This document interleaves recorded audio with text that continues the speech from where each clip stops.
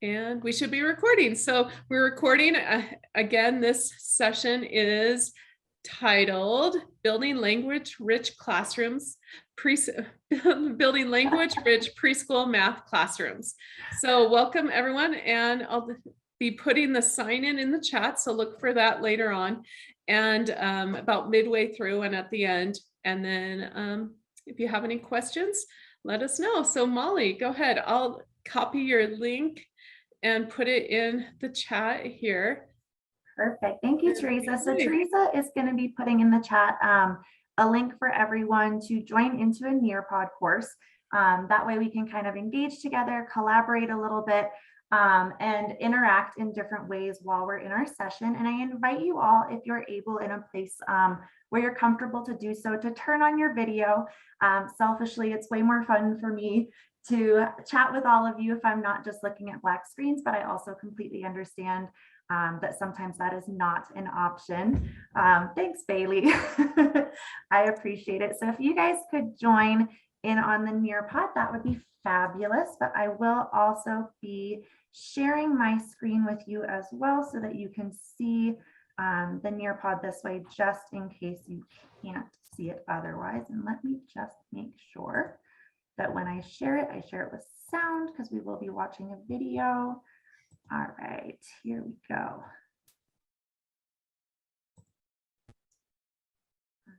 And let me just,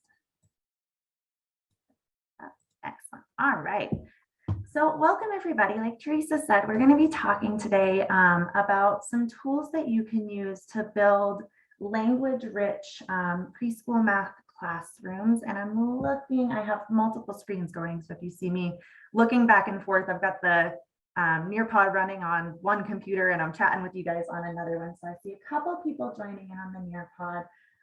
As you guys are getting on there, and I do invite you all to join if you're able. You can click on the link Teresa shared, or if you're familiar with NearPod and you go just to nearpod.com, that course code you can type in there to join that way as well. But as people are getting into that NearPod, share just a little bit about me. Like Teresa said, my name is Molly Basham. I am the early learning math specialist at the Utah State Board of Education. So I really live and breathe all things math in the pre-K through third grade space. And I'm super excited to be here with all of you today. My personal journey as an educator actually started as a preschool teacher many moons ago. I spent about 5 years teaching preschool before I moved into the elementary space, where I taught kindergarten, second grade, and fourth grade. I got my master's in instructional design and left the public school education space to work in the defense industry, actually, as a trainer and curriculum designer, which was fascinating. And I learned a lot, and I learned very quickly that defense contracting was not where I wanted to spend the rest of my career. So I came back to the education world, and I have been having so much fun in my role at the Utah State Board of Education. I've only been working for the state for about 6 months now, so fairly new to my role, but very happy to be here with all of you today. Since we have a relatively small group, I invite you just in the chat if you'd like, or if you'd like to come off mute real quick, just to introduce yourselves, your name, maybe what your role is, if you're a teacher, if you're a director, and where you teach.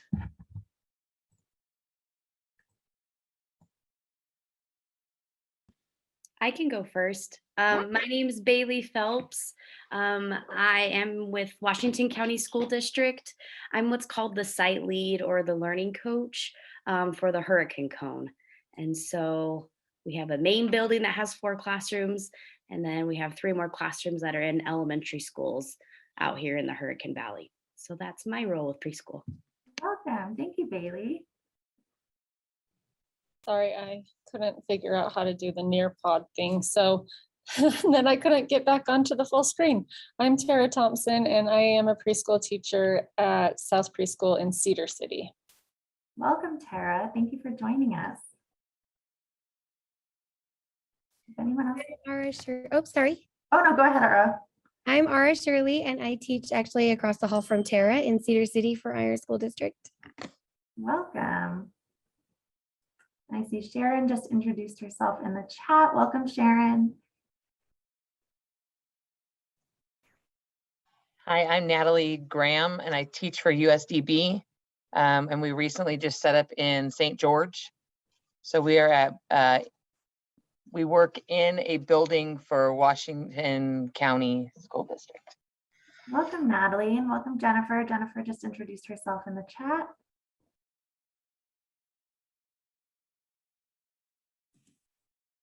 My name is Leslie, and I am a preschool teacher at Progressive Preschool. And my specific classroom, I work mostly with 3-year-olds. Welcome, Leslie.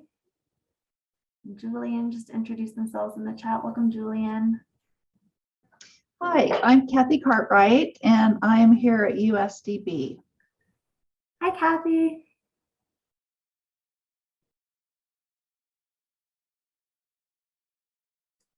And it looks like we just got Megan in the chat and Paige in the chat. Welcome, Megan. Welcome, Paige. And I apologize if I pronounce your name wrong. Not my strong suit. I'll give about 10 more seconds if anyone else wants to introduce themselves, and if not, that's totally fine. Seems like we've got a really great group of educators here today, and I'm so excited to chat with all of you about how we can really facilitate great language development. That's such a critical part of teaching preschool, and facilitating that development in math specifically is really important, and not something that necessarily comes to mind immediately when preschool teachers think about language development. So with that being said, I just kind of wanted to open with a quote.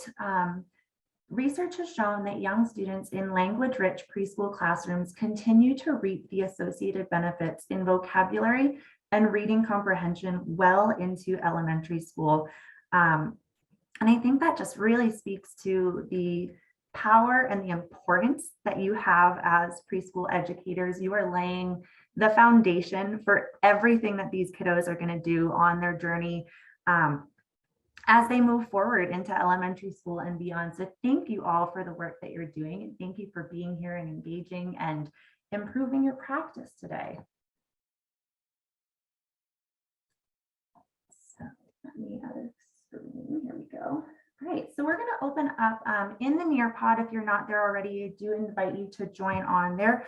We're going to do a quick collaborate board. If you've never done one of these before, we have a little prompt and it asks, what is something you are currently doing to foster students' math language development in your classroom? And I invite you to type into the NearPod, or if you're not joining in the NearPod, you're welcome to type into the chat or share out by unmuting yourself. What's something that you do, or the teachers that you work with do right now that you think might help foster language development, specifically around math, but or language in general in your classrooms?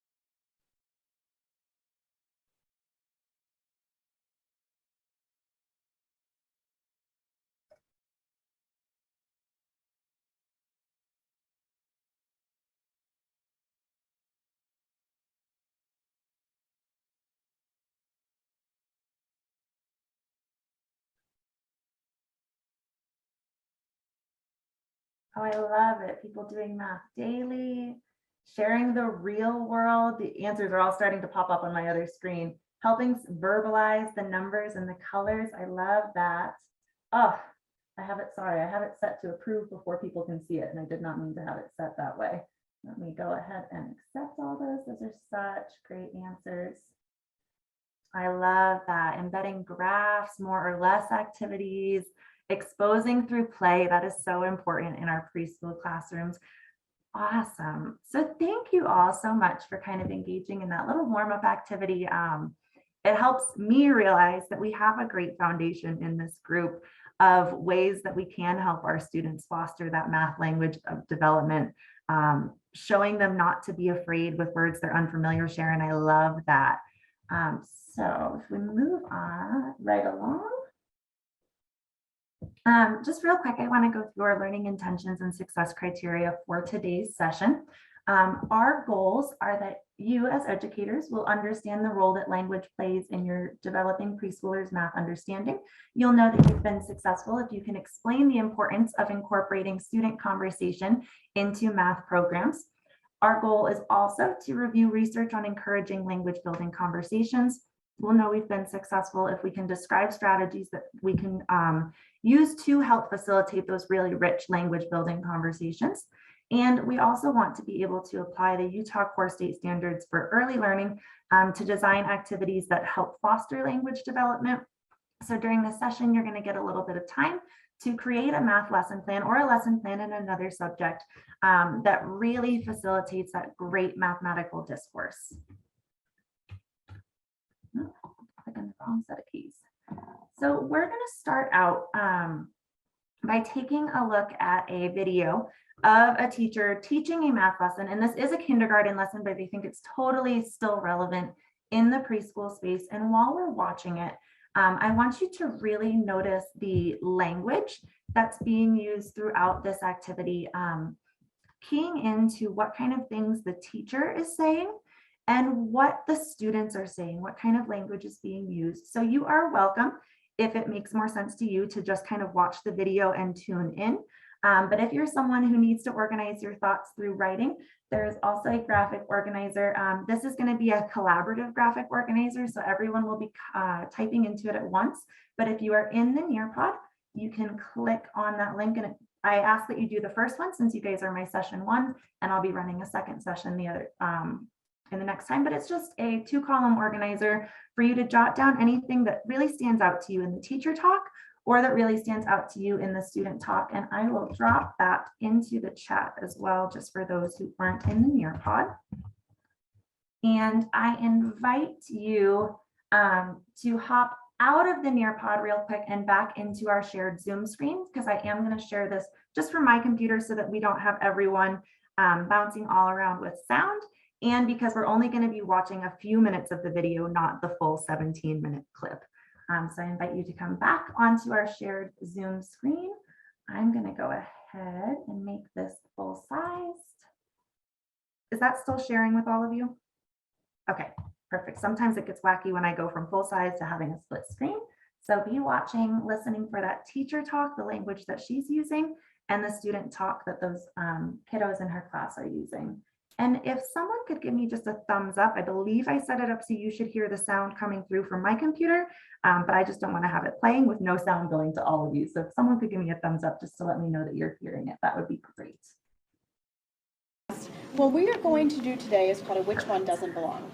So when I uncover this picture, there's going to be 4 things there. And your job is to figure out which one of those things does not belong. And when you have an idea of which one you think doesn't belong, just give me a thumbs up. And then if you can think of another reason it doesn't belong, or a third reason it doesn't belong, that's the way that you can show me. Okay? All right. Here is your picture for today. Which one of these does not belong? Just a thumbs up.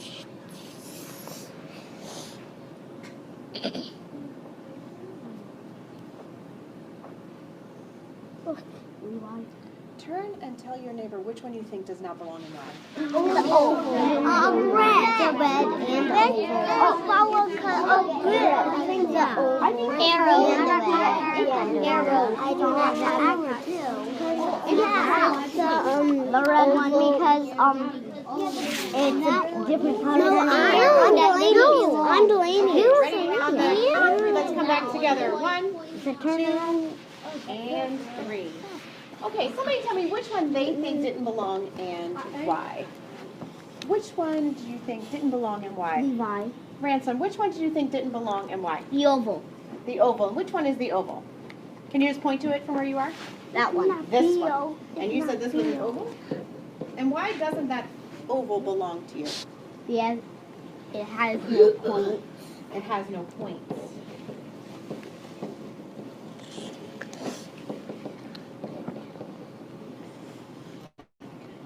Somebody else. What image do you think didn't belong and why? Minnie, which one? The red one. And why didn't the red one belong? Because the rest of them are blue and that one's red. Yes. It's the only blue. Another one. Which Me? one? You just say from right there. Which one? The arrow. And why? Because all of the other ones, Say right there. all of the other ones are shapes, right? But that's just the pointer arrow that tells you which way to go. So I put So you have to arrow, go and up. then so are you? Do you think this? You said those were shapes. Do you think this is not a shape? Not a shape. Not. Horse. Another one. Another one. Yes. I think the diamond does belong because like the arrow is pointing to it and saying to it doesn't belong. Oh, so this one's telling us that this one is the one that doesn't belong because the arrow is pointing to it. Well, that's kind of cheating. It's cheating. The arrow is pointing to it. So that arrow is saying this one doesn't belong. Make somebody wrong. Another one that doesn't belong. Which one do you think? Make you wrong. Or you can do that. The blue ones don't belong because that's the only one that's red. Oh, so you're saying these don't belong and that one does belong. Oh, because they're all blue. Good. So I'm going to write blue. On the computer, it magically all reappears. Another one. Caitlin, which one? I think the diamond. The diamond. And why do you think the diamond doesn't belong? Because all of them. Yeah, no, it is. All of the arrow, the triangle has half of a butt. Isn't that a game? But diamond has whole of two triangles. And the other two have one triangle. Oh, so this one has one triangle? The diamonds have two triangles to make it into a diamond. So this has two triangles. And Caitlin, can you describe where you're seeing the two triangles here? Right here and here. Oh, so you, if I drew a line to split them, where would you draw the line? Right across here? To the line to the Oh, so you see a triangle and a triangle. Very good. Anybody else have another one they think doesn't belong? It doesn't seem like there's one answer here. Huh? Which one do you think?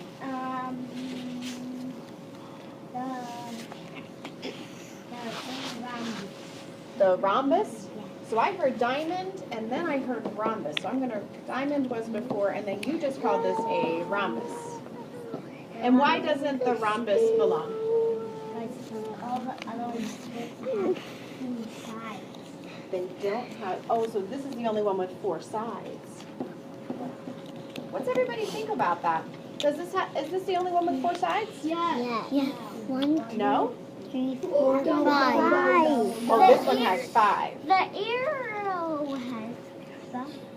This one has 6 sides, you think. So is this the only one with 4 sides? No. Yeah. The old doesn't even have sides. Yeah, and the old And Minnie, can you tell me why you think this is not the only one with 4 sides? Because that one has 5. Good. Can you come point to the sides for me? 1, 2, 3, 4, 5 sides. So do you see 4 sides here also? No. Or just 5 sides? Just 5 sides. Good. Somebody else, another image. Pause our video there.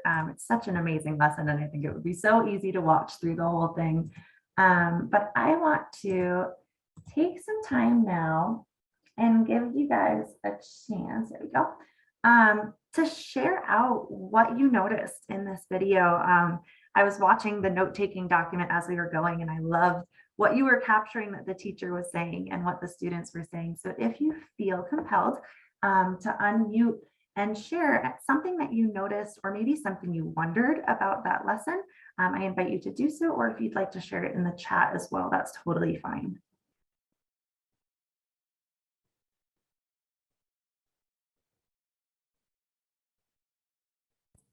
I'll go. I just really loved how child directed it was rather than her having a scripted lesson where she was prepared to teach. And she's like, oh, this one has this many sides. This one has this many sides.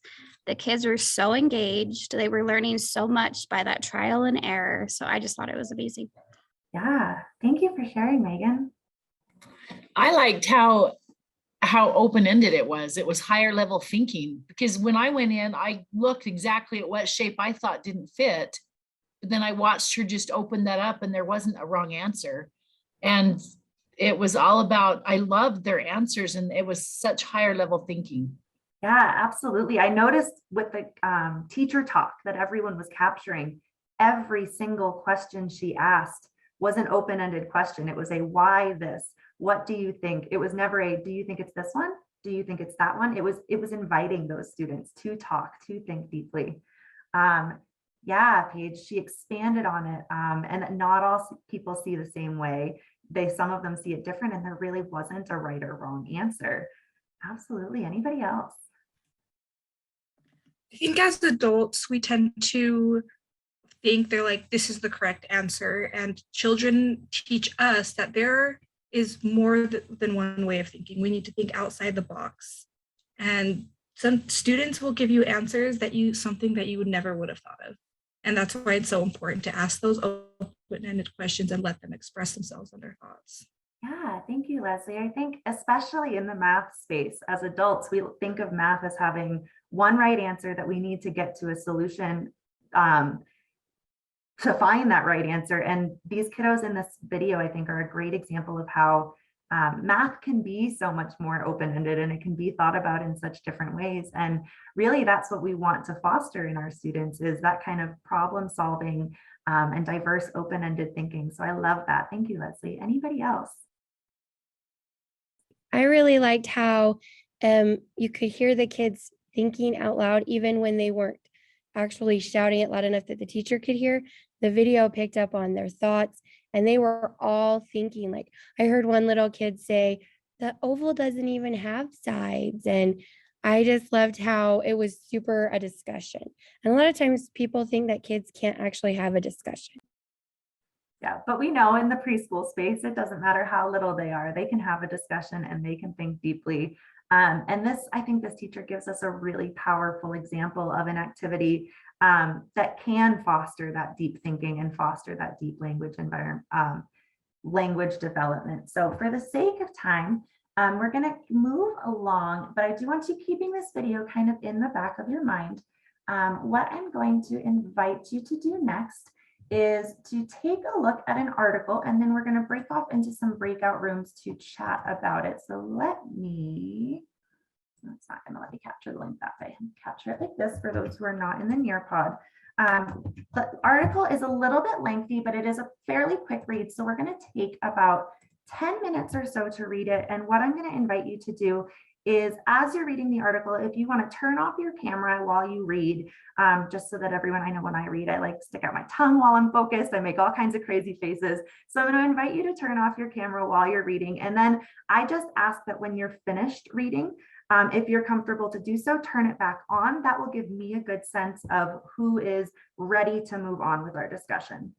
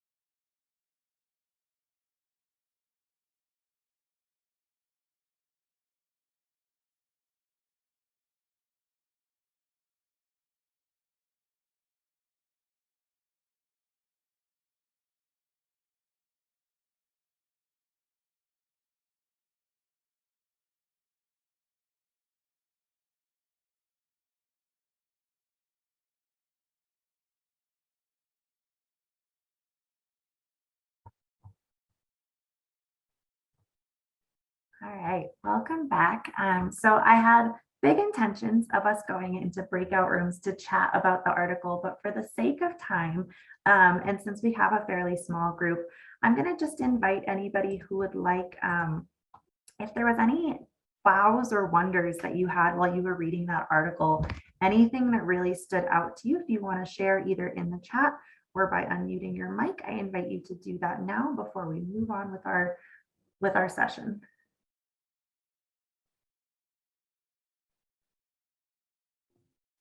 I'll go. I just liked the part about the different places to elicit really good like conversations. And one of them is snack time. And the way I organize my snack time, it's very conversational. And I get the weirdest conversations going. I have kiddos that don't talk that all of a sudden are like beaming, wanting to share something about their day. So I just think it's so crucial. It's we're still learning, we're still having to use our skills to request and use words, but it's such a great time to just keep kiddos who normally want to open up in a large group to have that smaller time and that one-on-one with the teacher. And I just love it. I love that. And snack time is such a safe space and such a great space to use math language, more, less, to count. There's so many things that you can work in academically in snack time that build language. Thank you, Megan. I found it interesting that the statistic of 6%. Are you in the same room as someone else? That might be. Yeah, sorry, Tara and I, because her NearPod wasn't working, so I moved over to her room. Okay, here we go. Anyways, on the first page, there's a 6% of our day is dedicated for most people. And I feel like that's so low. That's like not allowing your kids to talk to you or you talking to them really very much for 6% of your preschool day. Yeah, that's such a small number, right? Thank you for sharing. Any other notices or wonders? All right. So I want you to reflect for just a moment. We're going to open another Collaborate board in just a second in the NearPod. While you were reading, I would love for you to think, were there any celebrations that you had for yourself or for the teachers that you work with where you were reading and you're like, oh, we do this. We have this in our classroom, kind of like Megan shared her snack time examples. Or if there were any intentions that you want to set for yourself, having looked at that article, maybe it sparked a light bulb for you and you're like, oh, this is a practice that I could totally put in place in my classroom. So I invite you on our Collaborate board to share any celebrations or intentions that that article sparked for you.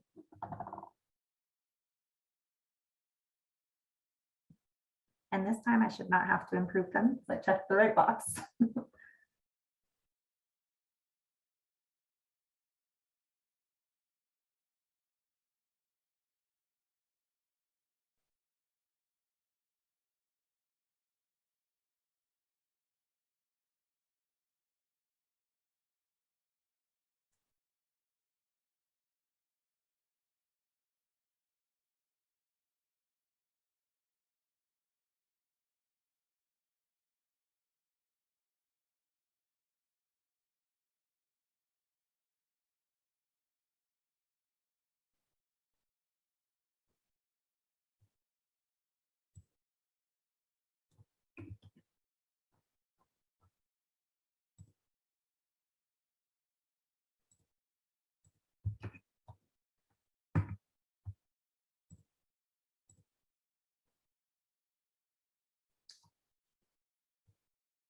I love that. Free play, when children are talking and expanding their languages with each other, using open-ended questions, using snacks to increase vocabulary and sneak in math language. Love that. Oh, counting maths, absolutely.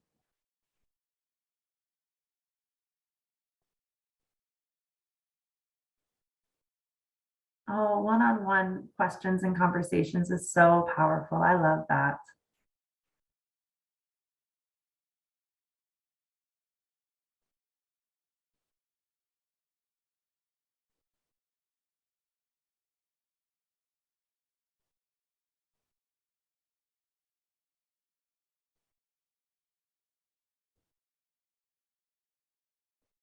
right.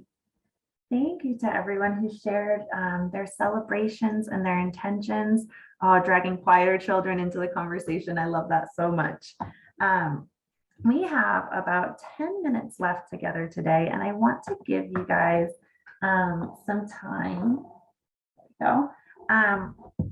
to do some brainstorming and some planning. I know some of you have teammates here with you today, and I'm sure you all are familiar with the early learning standards and the early learning strategies. So if you're in the NearPod, the QR code is clickable. It is a clickable link that will open up to the early learning strategies if you want them, or if you're not in the NearPod and you want to just scan it off my screen and open it on a phone or a tablet, that's fine as well. But we're going to take a few minutes together in breakout rooms to just kind of chat and brainstorm how you might facilitate a lesson or an activity in your classroom that would really build those powerful language building conversations and give opportunities to increase that 6% that Ara noticed, to give your students more opportunities for discourse. So I clicked the right button, there we go. A lesson planning template in the NearPod. If you choose to use it, the link is going to, when you click on it, invite you to make a copy of the document. That way, this time we are not all working collaboratively. We actually have a document of our own.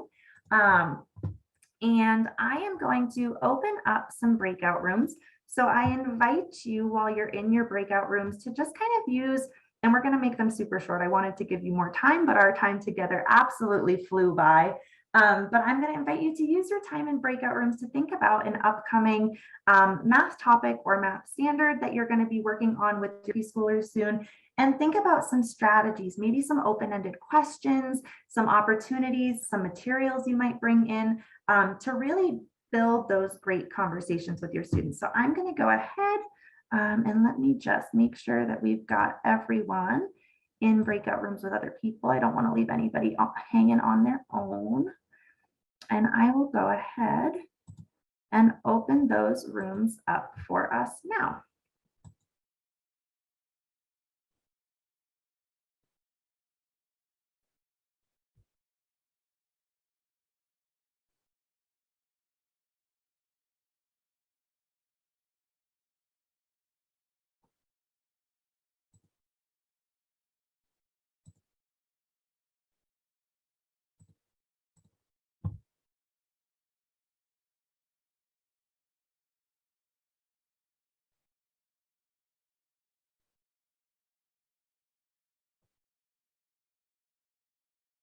Teresa, I don't know if you want to pause the recording again. They're not going to be in breakout rooms for a super long time, but that way it's not just dead air. I'm back. I know that was a lightning speed breakout room.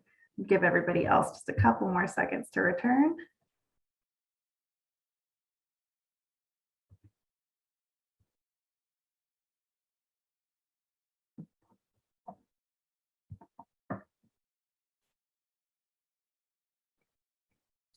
Looks like we've got one or two more groups that are just going till the very last second. We'll give them just a minute to come back to us.